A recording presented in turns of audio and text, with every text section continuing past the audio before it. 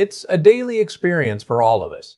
Something incredibly personal yet universally shared. We might navigate dozens of daily decisions, from what we eat to how we manage our schedules. But few things offer such a surprisingly direct window into our internal health landscape as our bowel movements. Often we simply go about our day without giving this regular, natural process much thought. Or perhaps we feel a slight discomfort discussing it openly. However, understanding what your body is trying to tell you through this essential bodily function can be profoundly insightful. Many of us operate under the assumption that if things are moving, then everything must be fine. But what if the details of your bowel movements, their shape, consistency, color, and frequency, are actually a nuanced biological blueprint, signaling subtle shifts or even significant concerns within your digestive system and beyond? A widening part line or increased hair in the shower drain might prompt you to look closer at your diet or stress levels. Similarly, the characteristics of your stool offer critical, often overlooked, dietary and biological insights into your overall well-being. We're not just talking about comfort, we're exploring the efficiency of your digestive processes and the intricate dance of your gut microbiome. Stay with me here, because this matters far more than you might realize, offering clues that can empower you to optimize your health. Many factors paint a complete picture of your gut health, and these characteristics go beyond what you might typically consider. We'll delve into the spectrum of colors, shapes, consistencies, and even the frequency and ease of your bowel movements. Understanding this spectrum is key to recognizing when your system is thriving and when it might need a little extra support. Let's begin with stool forms that often signal a need for attention. Imagine your bowel movements resembling small, hard pebbles, much like marbles. This particular presentation, often described as type 1 on the Bristol stool chart, is a strong indicator of constipation. Physiologically, this appearance suggests that stool has spent an extended period in the colon, allowing for excessive water reabsorption. In practical terms, this means your body isn't moving waste efficiently, and one of the primary culprits is often insufficient hydration. Think of it this way: your stool needs a certain level of moisture to maintain a soft, pliable consistency that can pass easily. If you're not consuming enough fluids, the colon acts like a sponge, drawing out every last drop, leading to these dehydrated, fragmented forms. It's a common oversight, yet incredibly impactful. Now, it's worth clarifying a common misconception. Liquids like tea, coffee, and even modest amounts of wine do contribute to your fluid intake and typically do not dehydrate you in the context of regular consumption. So if you're seeing those marbles, your first step is often to assess your daily water intake. Beyond hydration, the vast majority of your stool volume, surprisingly, isn't just undigested food. It's a bustling community of living and dead bacteria, along with their byproducts. These beneficial gut bacteria thrive on fiber, particularly soluble fiber, which acts as their primary food source or prebiotic. When these bacteria are well fed, they multiply and produce a healthy stool volume and consistency. Conversely, if you're well hydrated but still experiencing pebble-like stools, it can point to a diminished or imbalanced gut microbiome. This is where many people are surprised. A depleted microbiome might result from a course of antibiotics, which, while sometimes necessary, can indiscriminately reduce both harmful and beneficial bacteria. Furthermore, our modern food chain can expose us to antibiotics through conventionally raised animal products, inadvertently impacting our gut flora. Even some artificial sweeteners, like sucralose, have been shown in studies to negatively affect gut bacterial populations. So, if you're making what you believe are healthy choices, but your bowel movements are still telling a different story, it might be an overlooked signal that your gut bacteria are not getting what they need to flourish. This connects directly to dietary choices.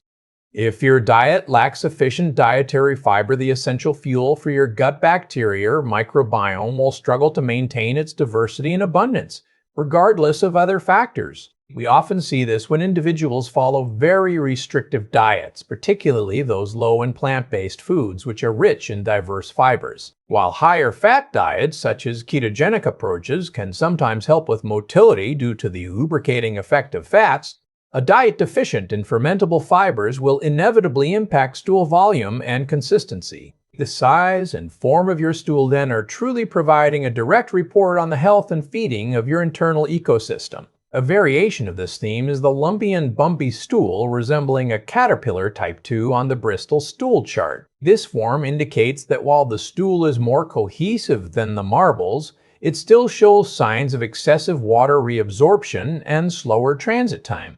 Again, assessing hydration, the diversity of your gut bacteria, and their dietary fiber intake are crucial starting points.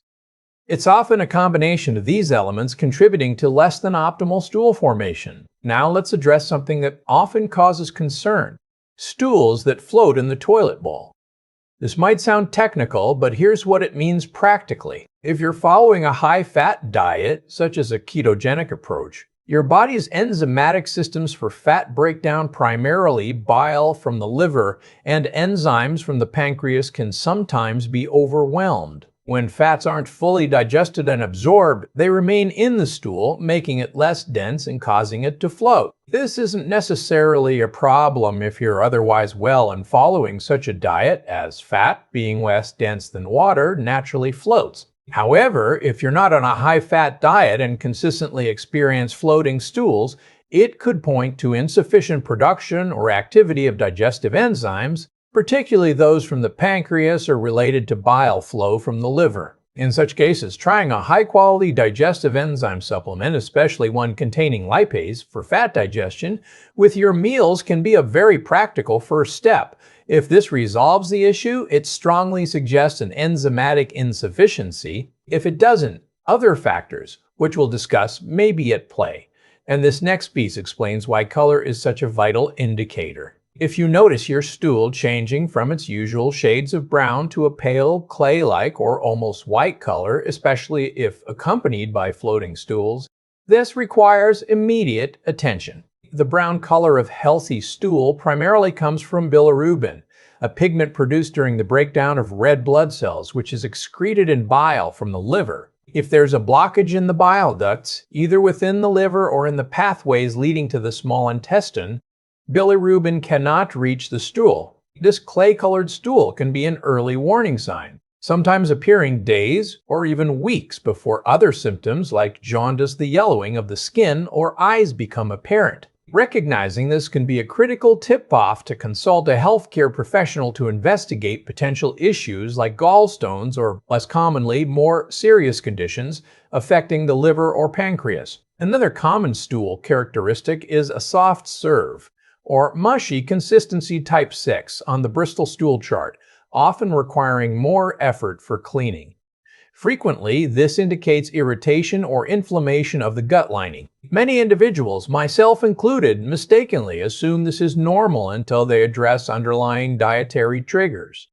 For some, specific food sensitivities, such as to certain lectin-containing foods or gluten, can cause this chronic irritation. When these problematic foods are removed, the soft serve often resolves, revealing a more formed, healthy stool. While some individuals consuming exceptionally large quantities of vegetables might experience frequent softer bowel movements, it's important to remember that even beneficial plants contain compounds like lectins. If you're eating copious amounts of vegetables and regularly experiencing soft, mushy stools, it might be worth a brief, carefully monitored dietary experiment to temporarily reduce these high-lectin foods to see if your stool consistency improves. On the other hand, if your diet isn't particularly rich in vegetables and you're still seeing soft serve, examining your intake of grains and other common inflammatory foods might be a beneficial step. Moving to watery diarrhea, there are myriad causes, from acute infections, often experienced during travel like traveler's diarrhea, to chronic inflammatory conditions. For acute cases, particularly those acquired during international travel, certain over-the-counter bismuth subsalicylate products have been found to be surprisingly effective, both preventatively and therapeutically. A temporary darkening of the stool, which is a harmless side effect of these products, should not be mistaken for blood. When it comes to stool color, black or very dark green stools can be concerning. While iron supplements or the aforementioned bismuth subsalicylate can harmlessly darken stool, a truly black terry appearance, melena, often indicates bleeding higher up in the digestive tract, such as from an ulcer or gastritis. This happens because the blood has been digested as it passes through the system. Similarly, regular use of high-dose non-steroidal anti-inflammatory drugs, NSAIDs, like ibuprofen or naproxen, can sometimes lead to microscopic intestinal damage and slow bleeding, which might manifest as darker stools. This is an important signal to discuss with your physician. Green stools, in contrast, are usually less alarming. They can result from consuming large amounts of green vegetables, certain algae supplements like chlorella or spirulina, or artificial food colorings. Occasionally, it can also signify rapid transit time, where bile, which is naturally greenish, doesn't have enough time to be fully processed and converted to its brown form. Bright red blood, either on the surface of the stool, on the toilet paper, or dripping into the bowl, typically points to bleeding from the lower part of the digestive tract, most commonly from hemorrhoids or small anal fissures. While often benign and self-limiting, any persistent or significant bleeding should always be evaluated by a healthcare professional to rule out other, more serious conditions. If the blood is mixed within the stool, or if the stool has a maroon color, it suggests bleeding from higher up in the colon, warranting a more thorough investigation, potentially including a colonoscopy. Lastly, yellow stools, particularly when accompanied by loose consistency, often signify rapid transit through the intestines. This means bile pigments and pancreatic enzymes, which are naturally yellowish, don't have enough time for their normal breakdown and absorption processes.